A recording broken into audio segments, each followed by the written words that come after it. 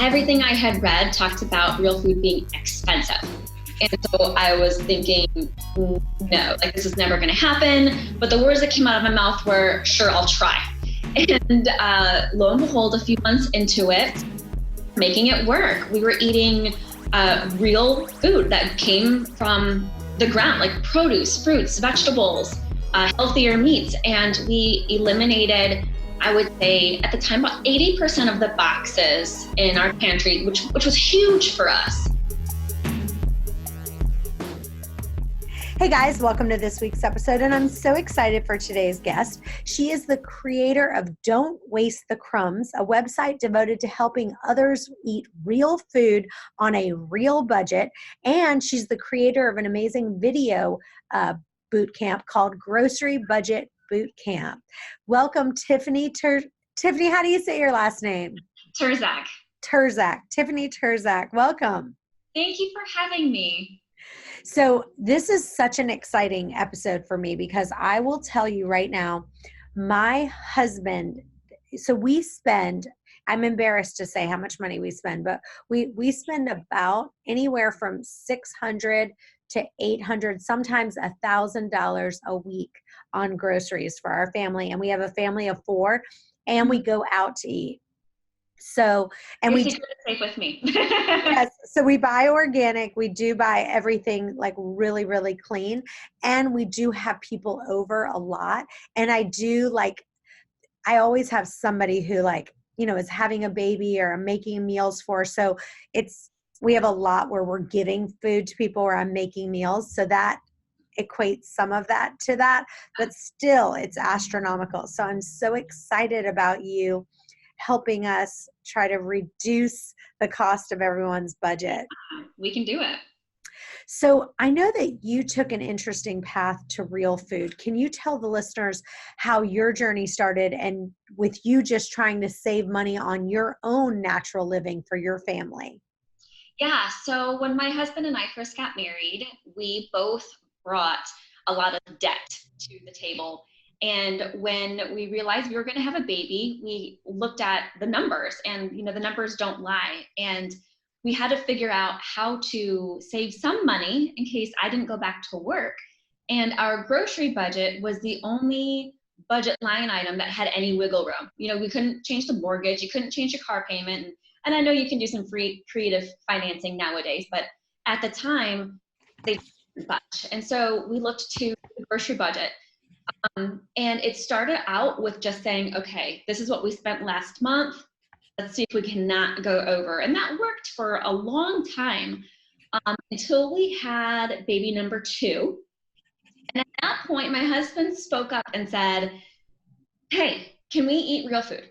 And I'm like, well, what do you mean? We're eating real food. And he's like, no, we're eating food out of boxes. And it never really clicked what he was talking about because I grew up with my mom making spaghetti from a box. It had the seasoning packet and you just add a can of tomato paste or whatever. Almost everything we ate came from a box. So I didn't know any different. My husband, on the other hand, grew up on 5 acres, and half of which was farm. So he had tons of fresh produce. And for him, real food were carrots that were growing out of the ground.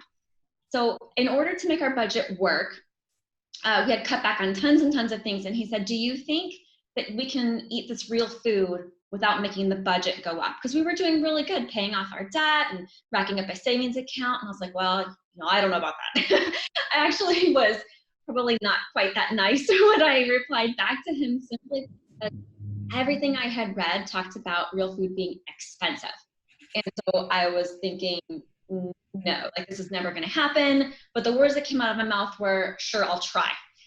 And lo and behold, a few months into it, making it work. We were eating real food that came from the ground, like produce, fruits, vegetables, healthier meats. And we eliminated, I would say at the time, about 80% of the boxes in our pantry, which was huge for us.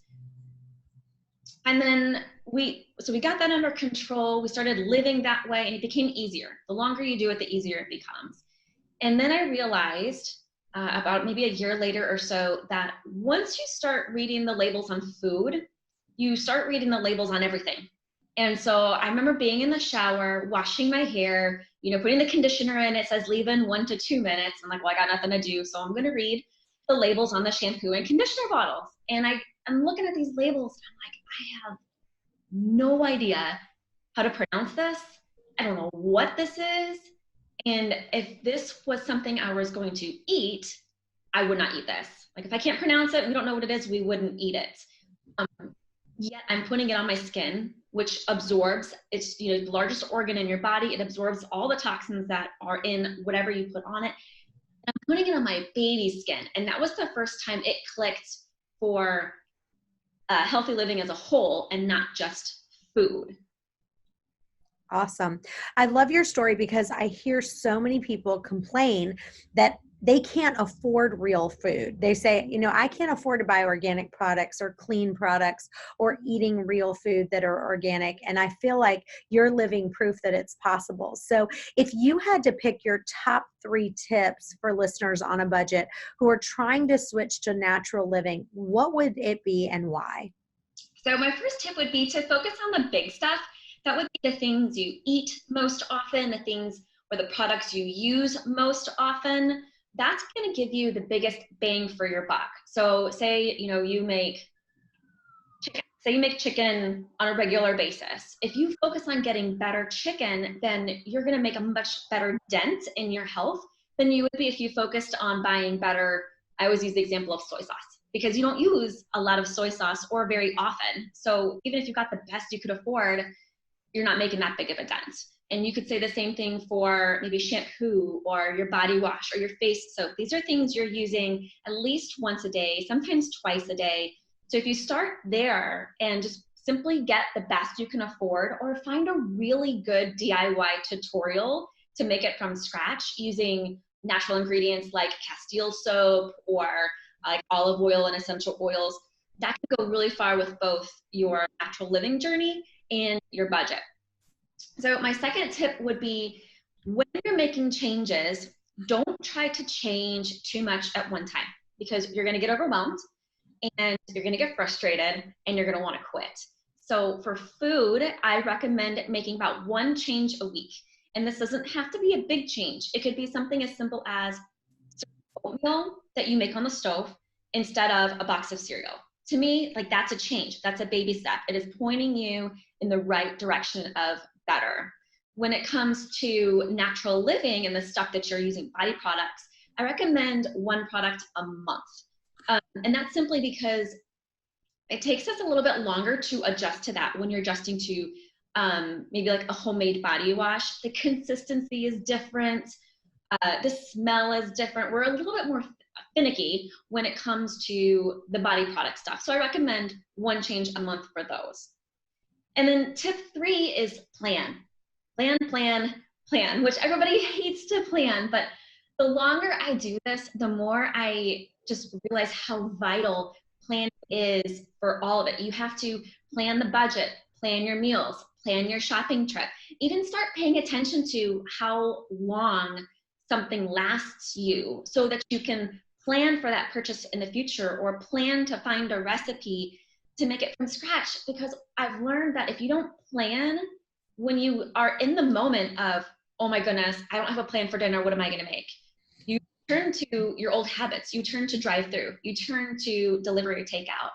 And when you're running low on laundry detergent and you're like, oh my gosh, what am I going to do? I still have all this laundry. You're just going to send someone to the store or you're going to run out and you're going to get the stuff you used to buy that is not good for you. You're not even in the right frame of mind of, well, I have this recipe or I wanted to try this brand next. You're just in panic. And so planning is essential. Awesome. So in my newest edition of my book, Waste Away, I talk about how people don't have to deprive themselves when it comes to food, but everyone has to decide for themselves what are their red light, yellow light, and green light foods. Red light meaning like, I'm just not going to eat this because it is just a huge red light for me. But yellow light is like, I don't have it very often, but every once in a while I will. So what are your kind of red light and yellow light foods for you? So red light foods for us is going to be anything that has hydrogenated oils, and high fructose corn syrup. Those, when we first started eating real food, I had to draw the line somewhere as to what was allowed in the house and what wasn't. And that was the line we drew. So by default, that means we don't drink soda. We don't do pizza delivery. We don't do fast food. We don't do candy. None of that's allowed in the house. It also means a lot of processed foods that you wouldn't think of containing these ingredients, but they do. Like canned peaches has high fructose corn syrup, boxed cereals, frozen meals, and even things like popsicles. So we don't buy any of that. Like we do make pizza from scratch, and I do make our own popsicles. So it's not like we can't have those foods, but we don't buy them by any means. Yellow light foods are things like cookies and cupcakes. Because we don't buy them, we make them from scratch, but sugar is so addictive, so addictive that even when we use a better sugar or a natural sweetener, we still want more of it. So it's our yellow light food. We make them from scratch. I have created recipes that are lower in sugar. It's kind of like the verge of the bare minimum amount of sugar you need to make it taste okay, rather than super, super sweet. And then we also just don't make it like a regular habit in our house. It's truly a treat in our house. And then, you know, we enjoy it when we have it, and when it's gone, it's gone. So do you have any of your favorite recipes where you say like, these are like my, let's say your favorite cookies or just your favorite treat where you say, this is my favorite? Yes, I'm a huge fan of cut out sugar cookies. We make them at Christmas, and I have tinkered with traditional sugar cookie recipes over the years, kind of figuring out how much sugar do I need for this to actually turn out to be a cookie and not just a blob of butter on a baking sheet. So those are my favorite. I also really like this peanut butter oatmeal cookie recipe I have.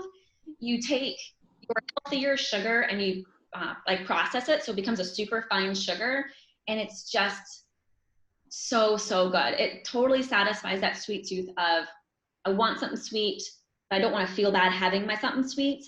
And because you're using a natural sugar, it doesn't put you in a sugar coma, and the addiction trigger is a little bit more subdued. So you're not like eating them hand over fist when you make a batch. You're like, okay, I've had a couple. The peanut butter fills me up because those healthy fats that come in legumes and nuts.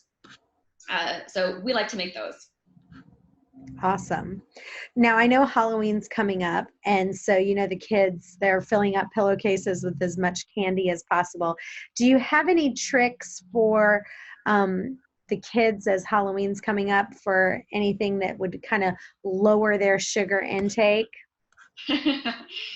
Yes. So Halloween and Easter, any holiday that involves candy, has been a work in progress over the years. My kids right now are 10 and 12.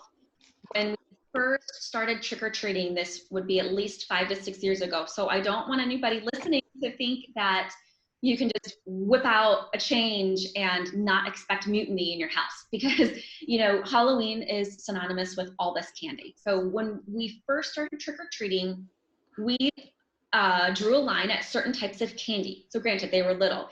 Anything that was a choking hazard or that was hard, you simply cannot have that. And remember, we are the parent. We have the ability to tell our kids no.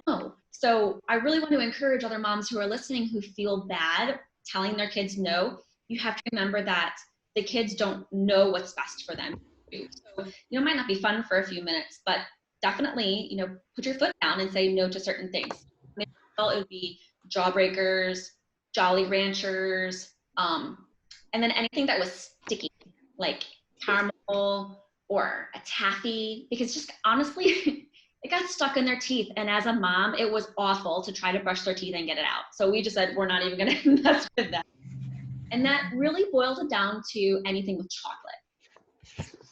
We used to have the rule of you could keep about 10 to 15 pieces of chocolate, and we let them pick which ones, and we would take them and turn them into cookies or turn them into some type of a dessert bar. So it wasn't what that did is it eliminated the kids thinking that this is my candy. I can go eat my candy whenever I want to have my candy.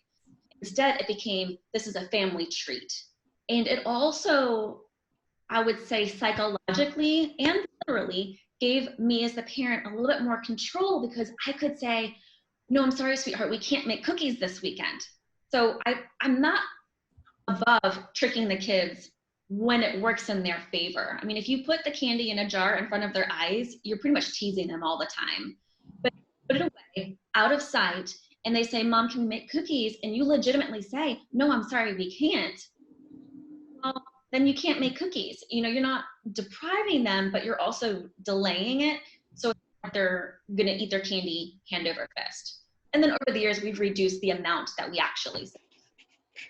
Now, I like that how you had on your blog that you can buy back the Halloween candy.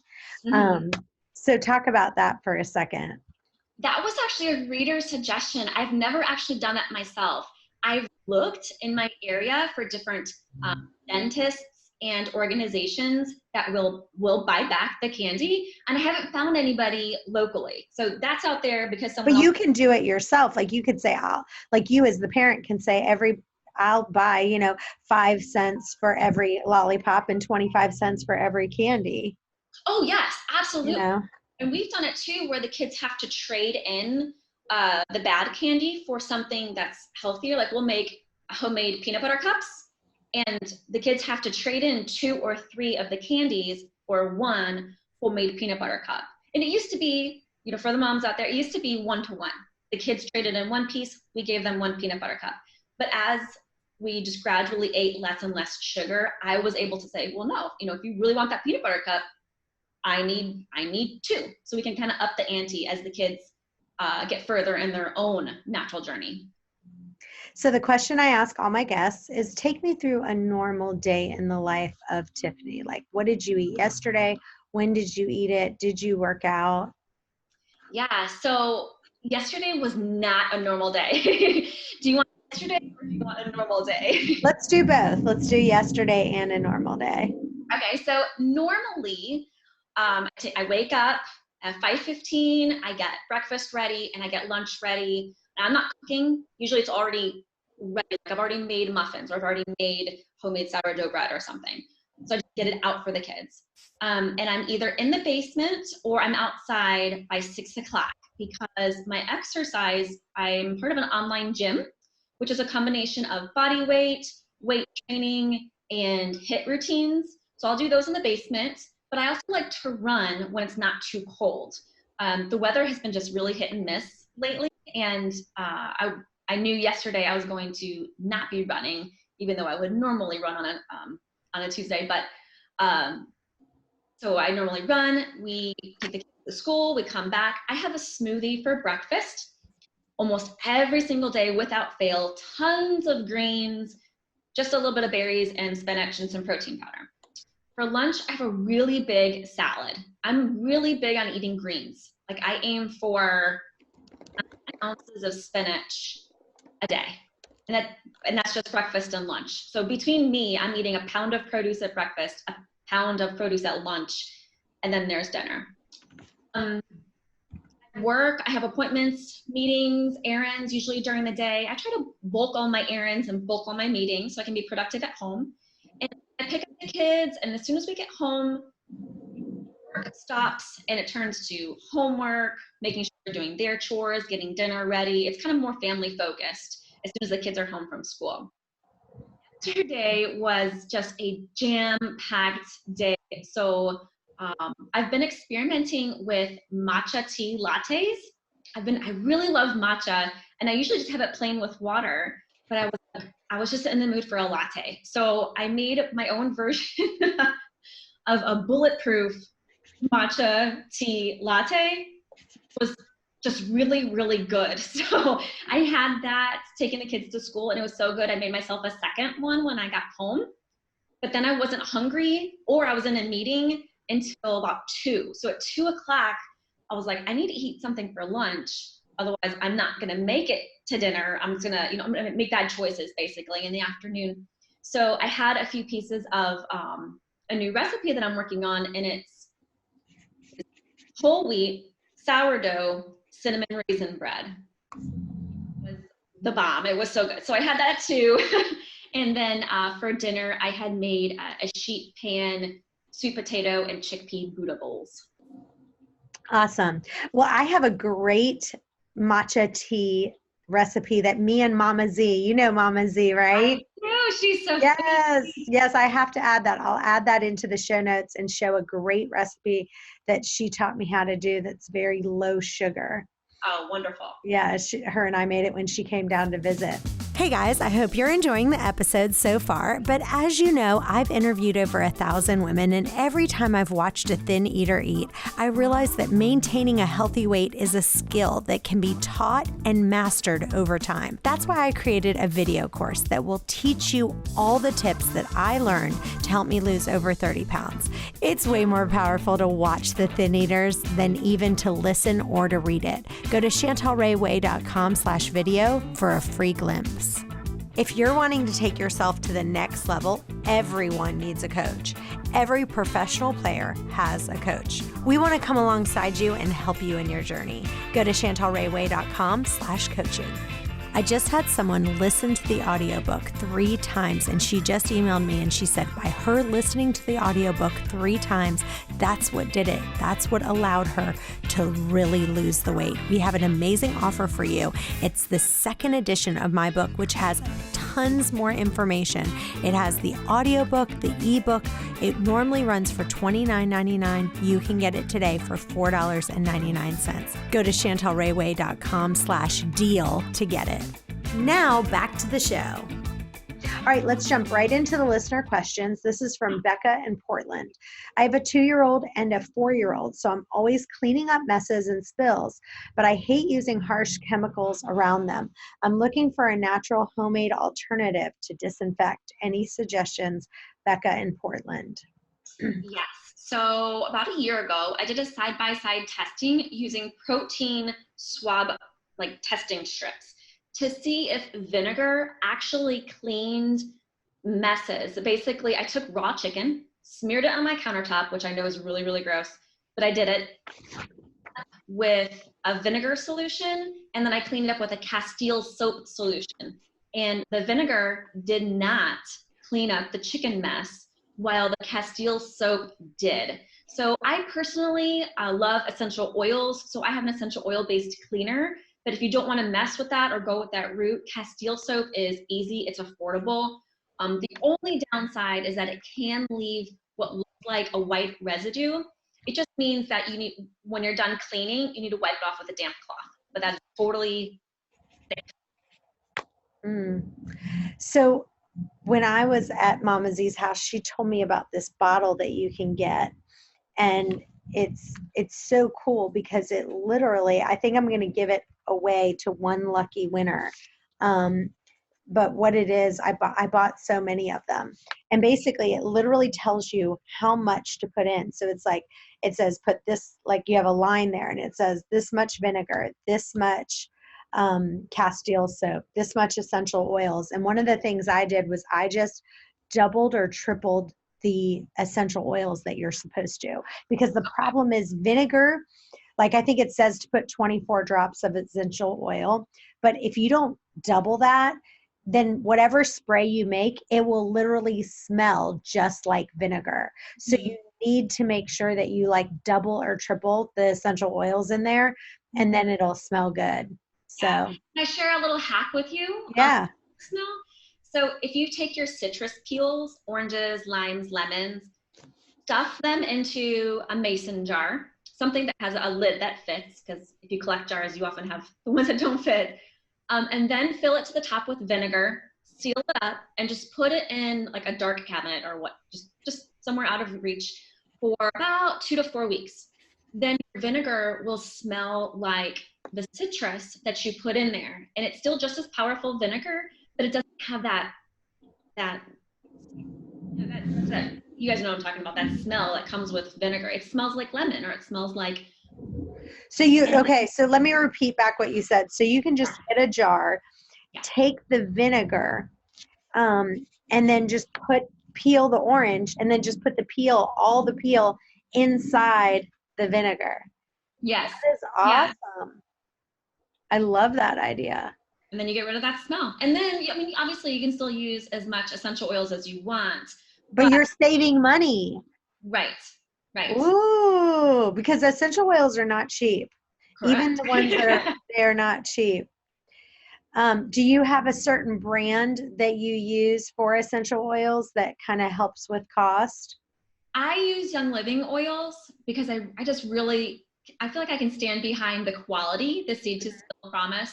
I know that everyone is just not everyone's on board with choosing certain companies, and that's fine too. I just tell everybody to do your research. When it comes to oils, you want to make sure you know where they're coming from because they're so concentrated that if there's pesticides or chemicals used in the harvesting process, those can end up in your oils as well, which kind of is the purpose of using them. So. All right, this is from Dana in Cincinnati.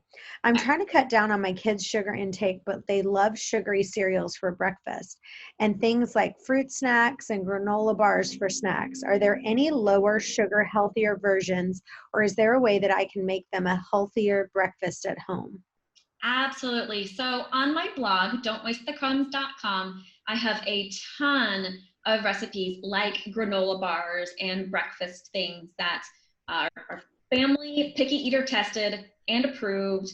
And we just like they're staples in our own house. So you can definitely make them from scratch. One of the first steps that I took when I was trying to wean my kids off of sugary breakfast stuff was I didn't aim to cut back on the sugar.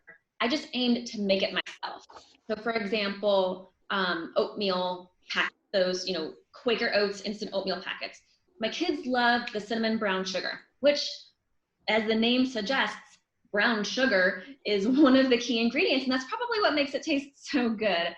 But I figured if I could simply take Quaker Oats and cinnamon and brown sugar and do it myself, then I can control the amount of brown sugar. So I made that myself, made the amount of brown sugar. And once they liked it, then I started reducing the amount of sugar from there. So we have to remember that if our kids are used to sugary things and we want to get them off, you can't go from, a delicious coffee cake, sugar laden coffee cake to kale.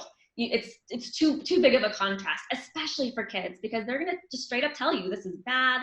They're not gonna eat it, and then you got the mommy guilt. So kind of have to meet them where they are. If they're in the sugary breakfast, just try making it yourself, and then you can gradually make it with less sugar. That's so much easier than trying to find less sugar alternatives that you buy, because you'll inevitably it's going to cost too much, or they're still going to have too much sugar, and it's just not worth it in the end. You can just make a lot of these yourself with some really good salad recipes. All right, this next one is from Mackenzie in Houston. I'm trying to cut down on sugar, but I love baking. My favorite things to make are banana bread, cookies, and muffins. So I need a healthy but tasty sugar substitution. Any suggestions? Yes. So I love to bake too. For me, baking is more about actually baking than eating it. I like to eat it too, but I love to bake. So my suggestion is to cut back on the amount of sugar you're using. Usually, most recipes, you can easily take out a quarter cup of granulated sugar without even missing it in the recipe. So I would start there. Next time you make it, take out a quarter cup, eat it, see how you like it. And then the next time you make it, take out half a cup. So it's like 2 quarter cups. And you keep going at that rate until you get to the point where you're like, I don't really like it as much. So then you go back, just one baby step, and that's kind of where you settle on your recipe. So let's say, for example, the recipe calls for a cup of sugar. At that point, you can substitute honey and maple syrup at a 50-50 ratio for granulated sugar in quick breads and in muffins. Now this Okay, say that one more time. What's the substitution? honey and maple syrup, and it's a 50-50 split. You can do all maple syrup, you can do all honey, but I have found that when you do all honey, you can really taste the honey flavor, and you don't necessarily want that in all of your baked goods. So 50-50 split works best. So you're saying if it asks for 1 cup of sugar, right? Then what? then you could just put half a cup of honey and half a cup of maple syrup and it'll be the same. Yes, in muffins and quick breads. Okay. But now when it comes to cakes and cookies, those are a little bit different because sugar does have a baking property, and it really comes through in cakes and cookies. And this is where you want to still cut back on the amount of sugar you're using until you get to the point where it's like it's just sweet enough for you.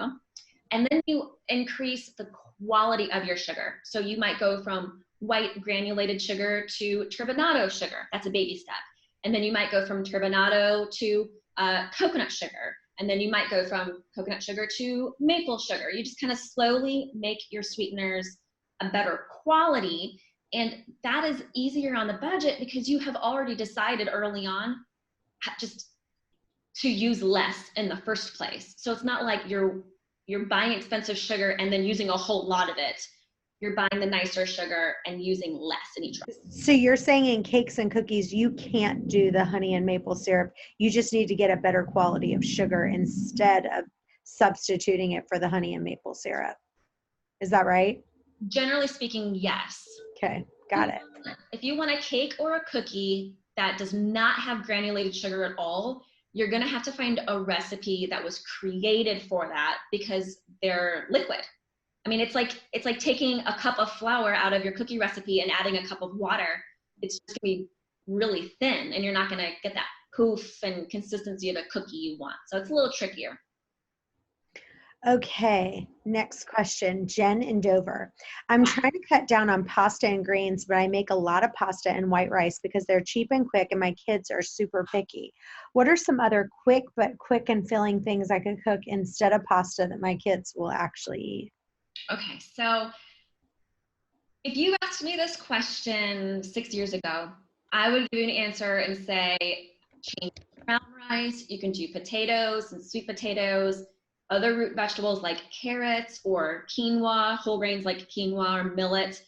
But as I've learned over the years, it's not so much things that are filling, because sure, we can give our kids white rice and white pasta, but those foods don't have a lot of nutrients. Nutrient foods is what actually fills the belly. It's not a volume, so to speak. It becomes a quality. When they're babies and are nursing or they're on formula, it is very much volume. Babies they go until it comes right back up because that's a volume thing. But beyond that, it becomes like a quality. So if you were to feed your kids more quality foods, more fruits and vegetables, better quality meats, you'll find that they're not asking for as much food because their bodies aren't needing more food. They're getting satisfied on the nutrient side. Does that make sense? Mm-hmm. Yeah, it does. So talk to us a little bit about what are some more hacks? Like, I love that example that you gave with the orange peels and lemon peels and putting that in the vinegar. Now you're using a lot less essential oil. Give us some more hacks that are really good that people can really save money on that you'd share with people. Sure. So a really easy hack is to what I call make a smoothie container and a soup container. So you can take like a yogurt tub, an empty yogurt tub, and with a Sharpie, write on there smoothie or write on there soup.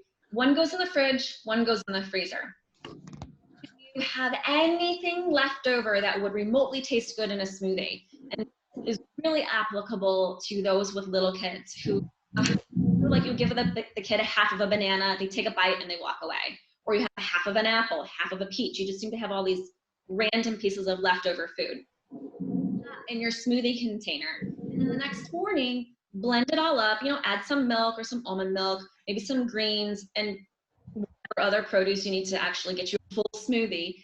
But those odds and ends in your smoothie container can easily become smoothies. You can also blend them with a little bit of coconut water or almond milk, and you can make popsicles, or you can make they're called like ice pops. Those really bright in color, like I think they're called freeze-ease ice pops. We probably all had them as a kid.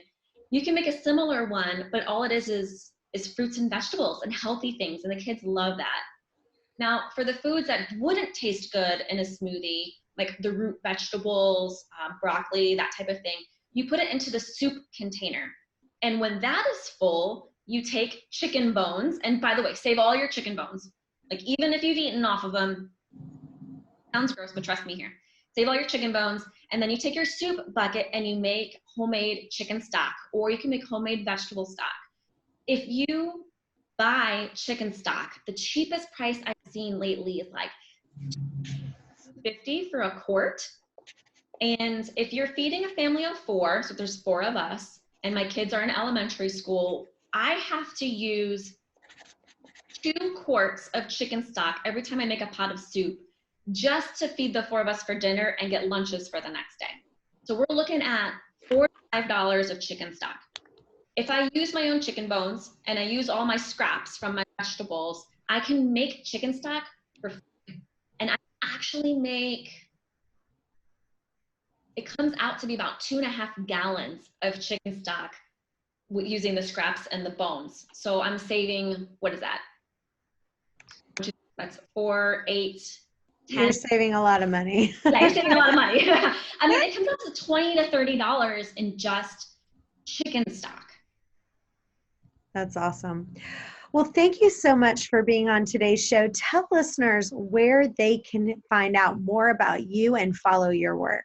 Sure. So I blog regularly at don'twastethecrumbs.com. We share family-friendly, picky eater-approved recipes, meal planning tips, natural living tutorials, and also grocery shopping hacks there at the blog. If you need a little bit more help, like maybe you've been doing this for a little bit or you're just completely overwhelmed, I have a course called Grocery Budget Bootcamp, and that's at grocerybudgetbootcamp.com. And we literally hold your hand from step 1 all the way to the end until you come out the other side with a strategy to go grocery shopping, to buy the food you want to eat on a budget that you can afford. Awesome. Yeah, we open for 2 times a year on that one. That is so good. Well, thank you so much for being with us. You've been an amazing guest, and your website is amazing. So many great tips. You just could spend hours on there. So, and I'm excited to try some of your amazing recipes. And we are going to give away one of those spray containers. So if you visit our Facebook page, you can visit that, and maybe you can try the tip that you gave of putting those orange peels in the vinegar. That's absolutely great. And if you have a question that you want answered, go to questions@chantelrayway.com. We'll see you next time. Bye-bye.